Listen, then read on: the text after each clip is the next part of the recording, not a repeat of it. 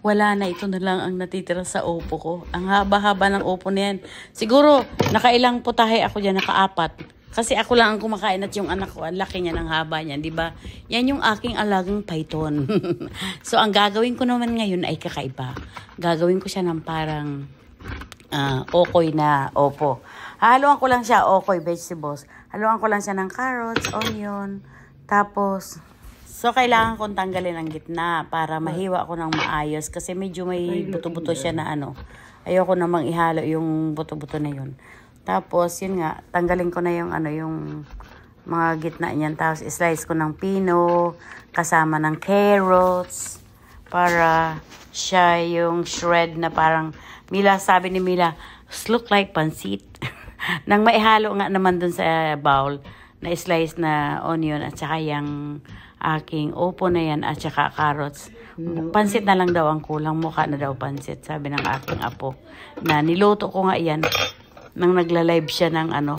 So, may puti akong sibuyas pero parang gusto kong ilagay itong red onion kasi masarap naman ng red onion although very strong yung ano niya, yung kanyang smell. So, ayan na. Hiwain na ni Lola ng mabilis ang opo. 10 o'clock ng umaga ko ni gagawa yan. Habang naka-live, sige ang gawa ko niyan. Kasi si Mila nga nag-live niya. Hinalo-halo lang niya yan. Pagkaluto niyan, ang unang kumain ang anak ko. Tsaka kumain siya ng 1 cup of rice at tsaka yung okoy na yan. Ang nangyari niyan, pagkatapos kong magluto, sabi ko kakain na ako. Kaso, narinig ko sila, pupunta sila ng shopping. Gusto kong bumili ng regalo para dun sa batang magbe-birthday kahit na magkanong halaga lang. Alam mo naman, pumunta kami ngayon yung mga bata kasi bibili din sila. Pumunta kami ngayon sa $5 below. O siyempre, di ba, $5 lang yung bilihin mo doon, makakabili ka na ng pangregalo. Kaya, sumama ako.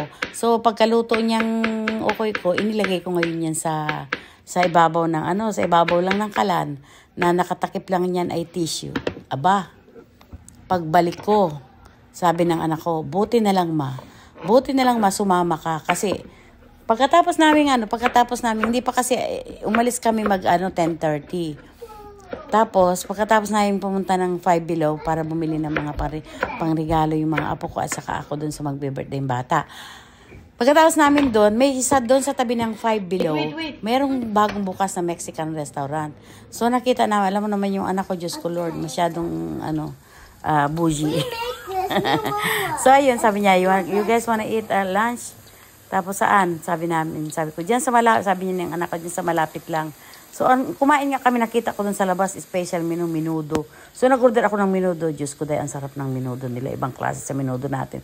I-upload ko din yung video na yun. Ibang klase talaga ang sarap. O, ito na nga.